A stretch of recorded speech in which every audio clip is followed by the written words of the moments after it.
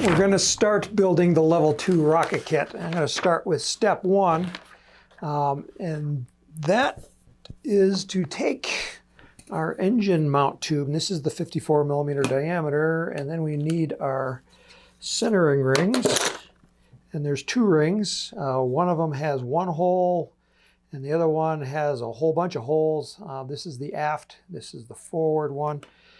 These are going to be bonded onto the tube. This is a nice tight fit. It's really nice. I want it, you could sand it down a little bit if it's too tight. I thought I'd check these. All right, so as you can see here, I've got it probably about an 1/8 inch to a 1/4 inch from the edge of the tube. That's kind of where I want it, and I'm just going to tack glue it into place with super glue. This is not structural, this is just to keep it from moving. But it's so nice and tight, I don't think it's ever going to move anyway. Next is step 2. We're going to take the forged eye bolt. You can see it's already got a nut on it, and I'm going to put it through, oops, I need a washer as well. Put a washer on there, put that through there, and then we're going to stick another washer on this end, and put another nut on here. And we're going to tighten this up.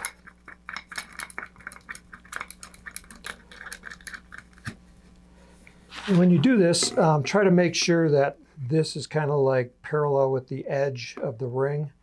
If it's this way, it's going to interfere with the tube. So get it oriented like that before you tighten that nut down. And there we go. Wrench here.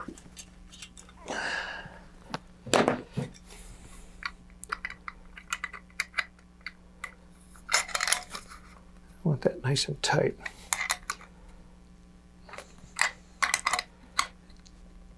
And if you want to put thread locker on there, that's fine.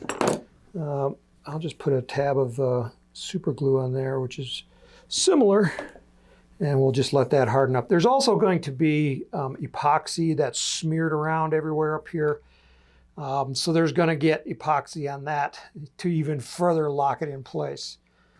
All right, so we're going to set that aside to let that dry, and we're going on to step 3. We're going to find the 300-pound Kevlar, which is this right here, and it's got these frayed ends, and I'm going to cut that frayed end off. But before I do it, I'm going to just put a drop of thin super glue on them, and what that does is it just locks those fibers up in place, and that will be dry here in just a second.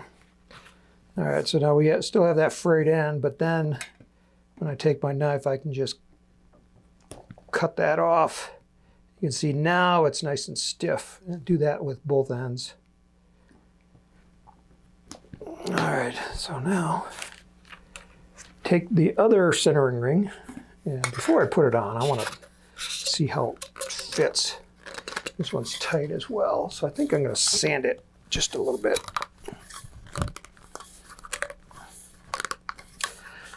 It's nice that they're tight, because then they're really strong. You don't need a lot of adhesive to keep them in place.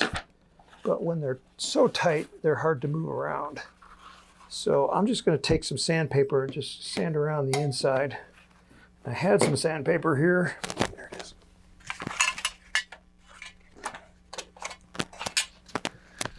And I really should use a particle mask, because you don't want to be breathing the fibers from the fiberglass. So I'm going to sand here for just a second, and then I'll be right back, and this will be nice and loose. So hold on tight.